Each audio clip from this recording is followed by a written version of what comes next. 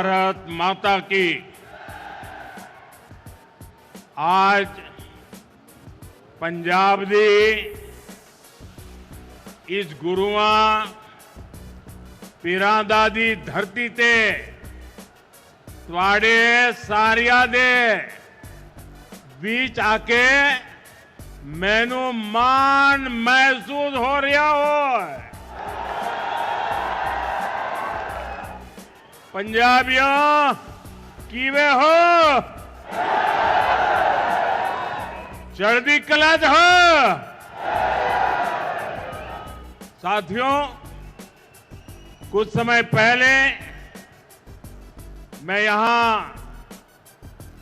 श्री गुरु रविदास जी के जन्मोत्सव का हिस्सा बनने आया था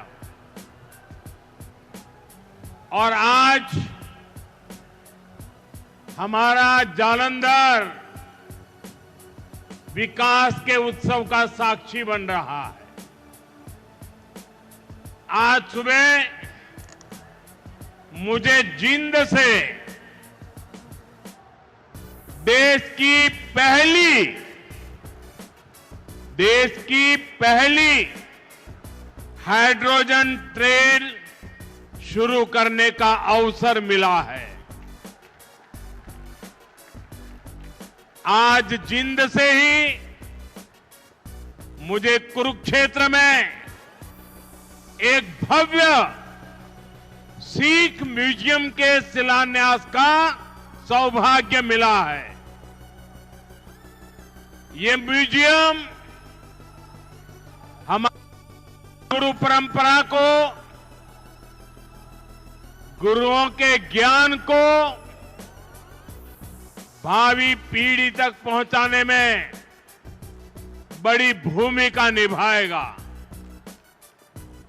ये गुरुओं की शिक्षाओं, उनके बलिदान और सेवा की परंपरा को जीवंत रूप में प्रस्तुत करने वाला प्रेरणा केंद्र बनेगा। हरियाणा की भाजपा सरकार ने हमारी सिख विरासत को भावी पीढ़ी तक पहुंचाने के लिए ये पवित्र काम शुरू किया है। साथियों, विकास कार्यों को गति देते हुए अब यहां जालंधर से कई नई रेल सेवाएं शुरू की गई है। आज अमृतसर से काशी के बीच रेल सेवा भी शुरू हुई है। इससे गुरु रविदास जी के भक्तों के लिए पंजाब से काशी जाना और अधिक आसान हो जाएगा। आज दौलतपुर चौक और करतौली के बीच नई लाइन भी शुरू हुई है। करतौली से अंबाला के बीच नई रेल सेवा को भी हरी झंडी दिखाई गई है। साथियों, आज ही लुधियाना बाईपास का शिलान्यास, दिल्ली अमृतसर कटरा एक्सप्रेसवे के एक और सेक्शन का लोकार्पण हुआ है। मैं ऐसे हर प्रोजेक्ट के लिए देशवासियों को और खास तौर पर पंजाब के मेरे भाई बहनों को बहुत बहुत बधाई देता हूं। आज भारत सरकार कनेक्टिविटी के, इंफ्रास्ट्रक्चर के अनेक ऐसे प्रोजेक्ट पर पंजाब में काम कर रही है। पंजाब में भाजपा सरकार नहीं है, लेकिन हमारा पंजाब विकसित हो, इसके लिए केंद्र की भाजपा एनडीए सरकार कोई कसर बाकी नहीं छोड़ रही है। साथियों, आज मैं विशेष रूप से जालंधर के लोगों की भी सराहना करूंगा, जिन्होंने स्वच्छता से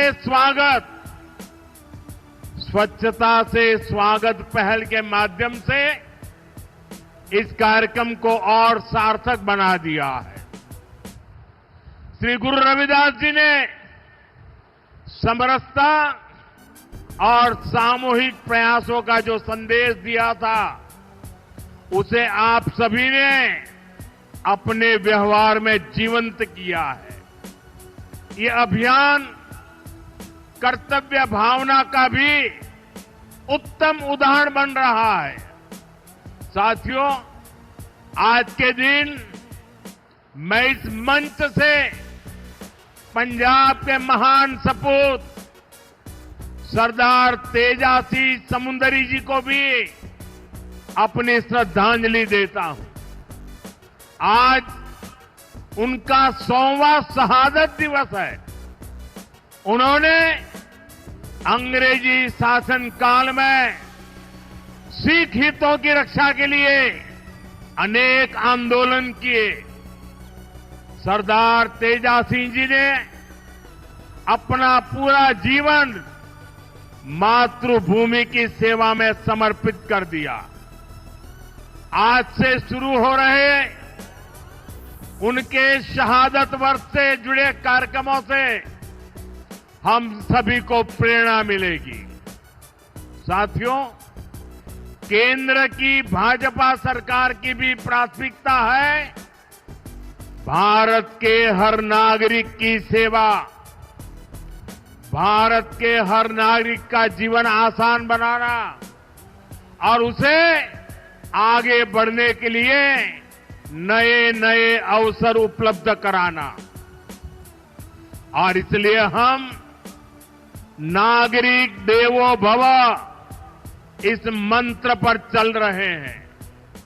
गरीब हो, मिडिल क्लास हो, ऐसे हर परिवार को बेस्ट से बेस्ट सुविधा मिले, ये हमारा प्रयास है। और नागरिक देवो भव का ये भाव हमारे काम में दिखता है। साथियों, जो भारतीय रेल है, एक गरीब परिवारों की, मिडिल क्लास परिवारों की सवारी है। लेकिन 2014 से पहले तक रेलवे की क्या स्थिति थी, ये आप अच्छे से जानते हैं। कांग्रेस सरकार नई ट्रेनों की झूठी घोषणा करके आराम से बैठ जाती थी। हमारे जो रेलवे स्टेशन है, इनको तो कांग्रेस ने अपने हाल पर छोड़ दिया था। यहां तक कि अंग्रेजों के जमाने में जो स्टेशन बने थे, उनकी सूद लेने वाला भी कोई नहीं था। साथियों, भारतीय रेल का नेटवर्क इतना विशाल है कि रोज उसमें जितने यात्री सफर करते हैं, उतनी तो कई देशों की आबादी भी नहीं है। रेलवे के विकास के जो काम आज हो रहे हैं, ये 30-40 वर्ष पहले हो जाने चाहिए थे। लेकिन पहले की सरकारों की प्राथमिकता में ये काम था ही नहीं।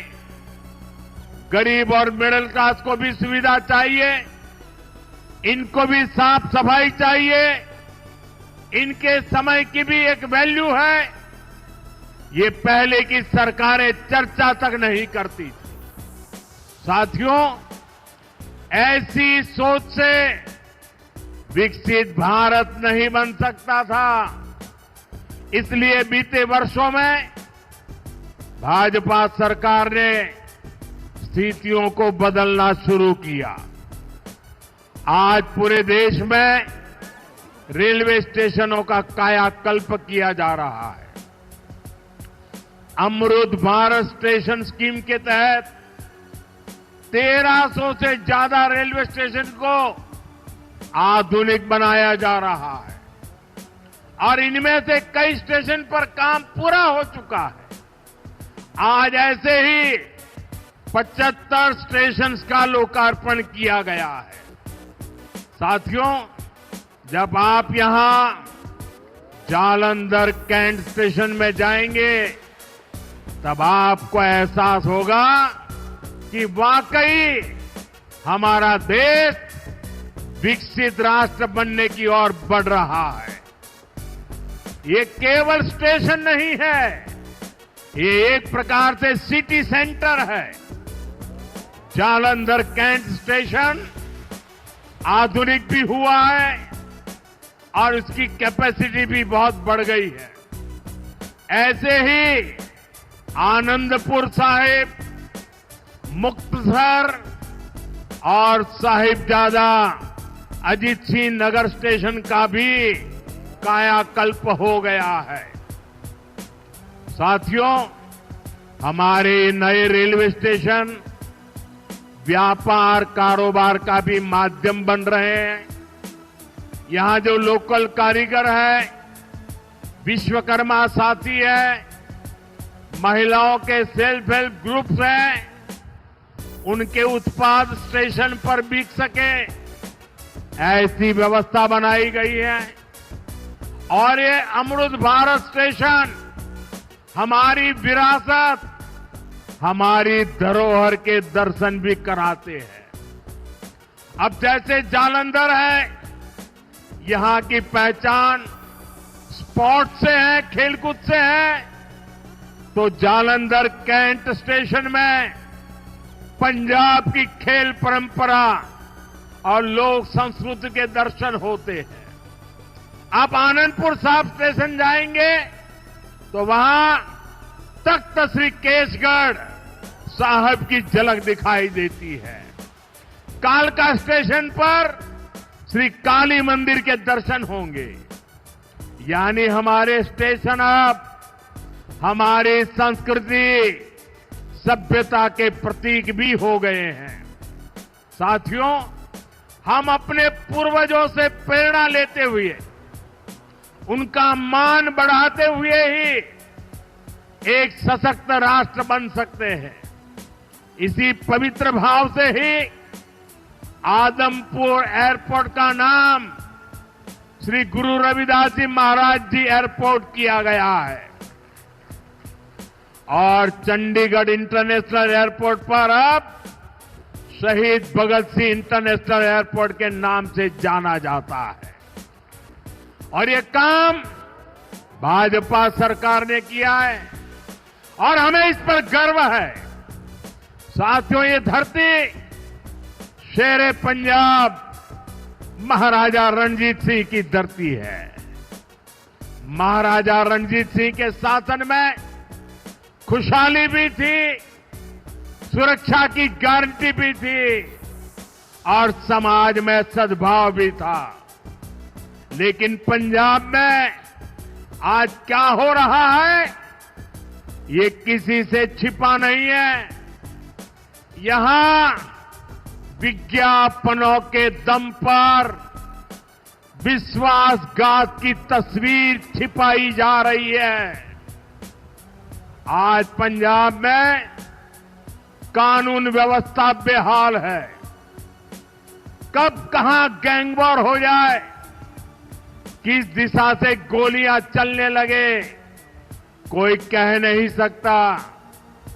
यहां व्यापार कारोबार करना मुश्किल हो गया है। सरेआम लोगों से फिरौती मांगी जा रही है। पुलिस थाने तक सुरक्षित नहीं है। आए दिन थानों पर अटैक होते हैं। और सबसे दुखद तो यह है कि पंजाब का भविष्य भी बर्बाद किया जा रहा है। नशे के सौदागर खुलेआम घूम रहे हैं। पंजाब के युवाओं को नशे के दलदल में धकेला जा रहा है। साथियों, आज यहां जो लोग पंजाब की सत्ता में बैठे हैं, ये लोग बहुत घमंड से देश की राजनीति बदलने का दावा करते थे, लेकिन आज इनकी सच्चाई देश देख रहा है।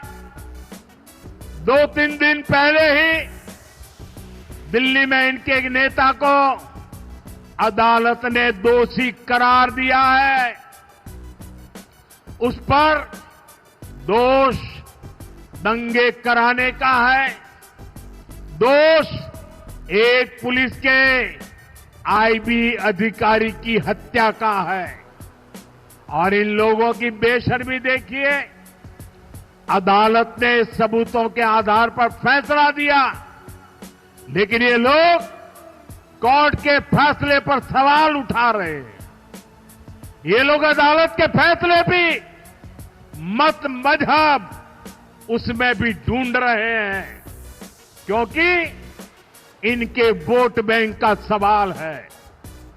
साथियों, कुछ दिन पहले ही गुजरात में इनके एक एमएलए को कोर्ट ने 7 साल की सजा सुनाई है।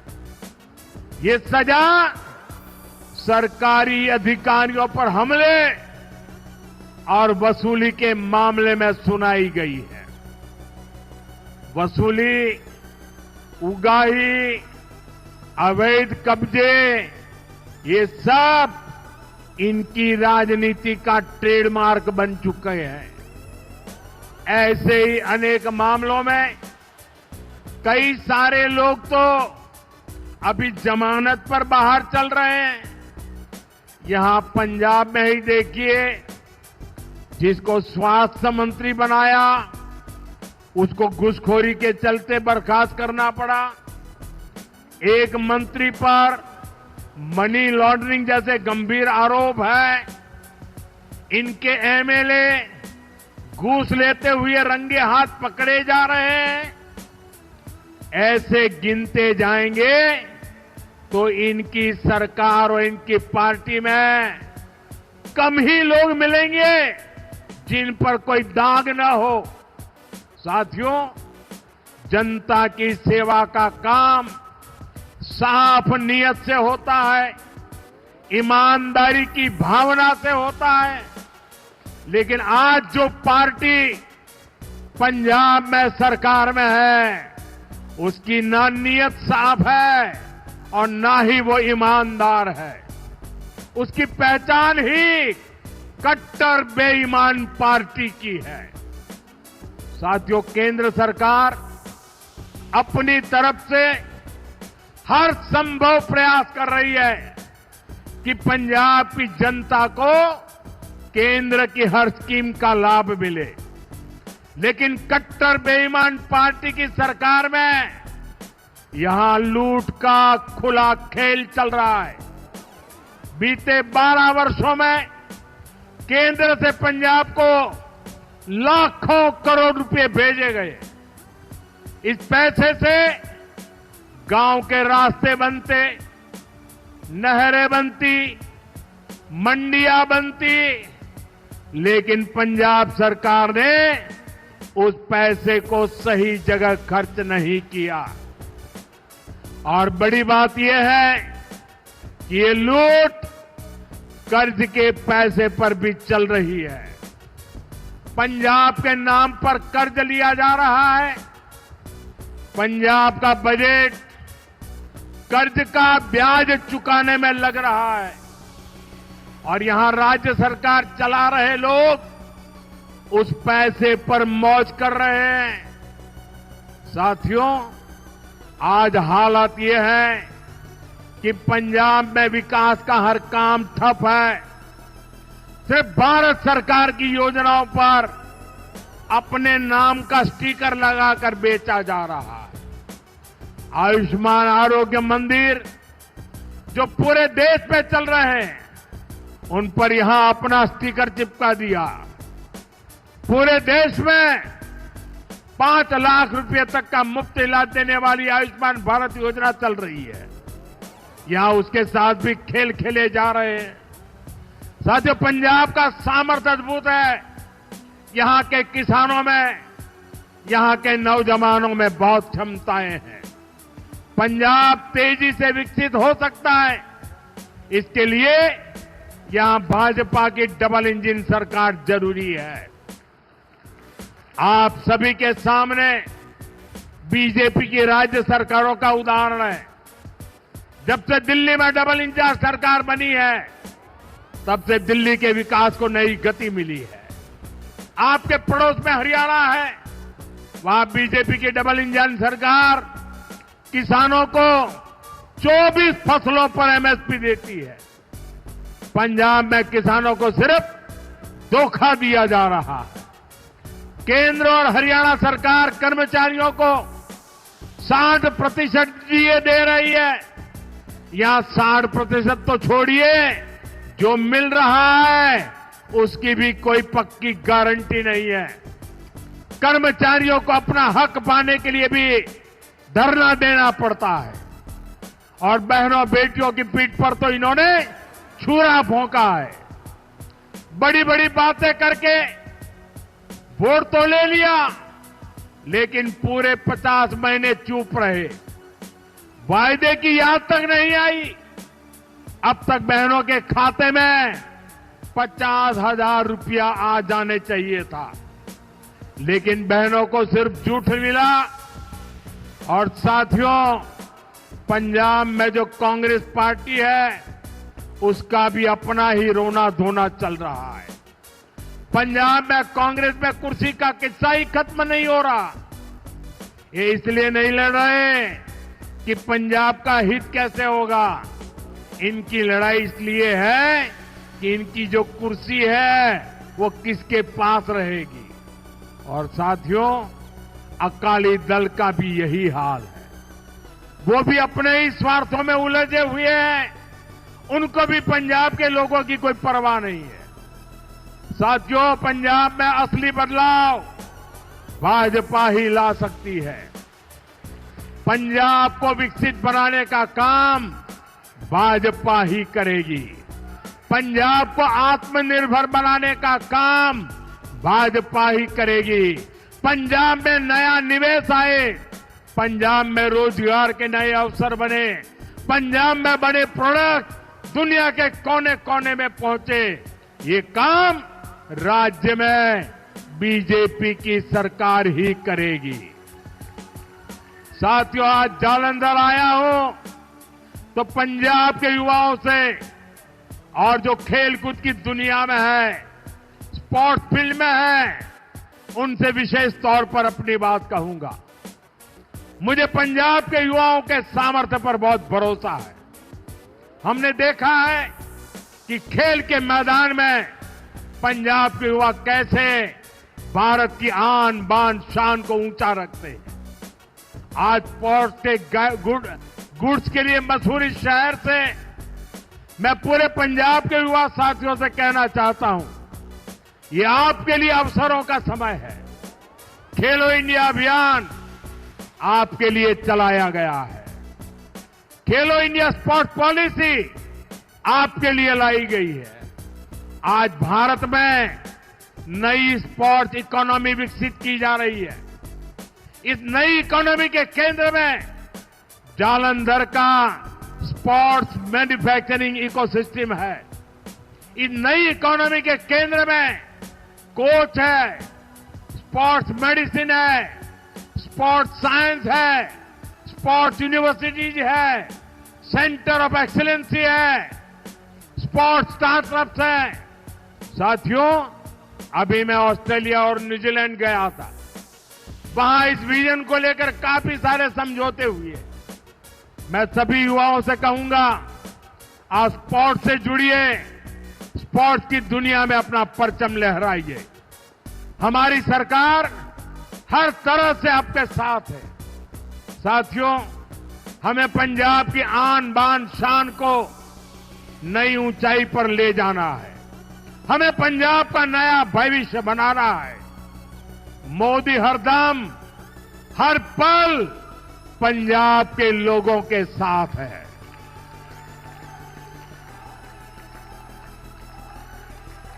साथियों, फिर एक बार सभी मेरे पंजाब के भाई बहनों को इन विकास कार्यों की बहुत बहुत शुभकामनाएं। मेरे साथ पूरी ताकत से बोलिए भारत माता की, भारत माता की, भारत माता की, भारत माता की। वंदे वंदे वंदे वंदे वंदे वंदे। बहुत बहुत धन्यवाद। बहुत धन्यवाद नरेंद्र मोदी जी। आओ सब जोरदार नारे ਨਾਲ ਧੰਨਵਾਦ करिए। नरेंद्र मोदी जिंदाबाद, नरेंद्र मोदी जिंदाबाद, नरेंद्र मोदी जिंदाबाद, नरेंद्र भाई मोदी जिंदाबाद। भारत माता की, भारत माता की। नरेंद्र भाई मोदी, नरेंद्र भाई मोदी। भारत माता की, भारत माता की, भारत माता की। नरेंद्र भाई मोदी जिंदाबाद।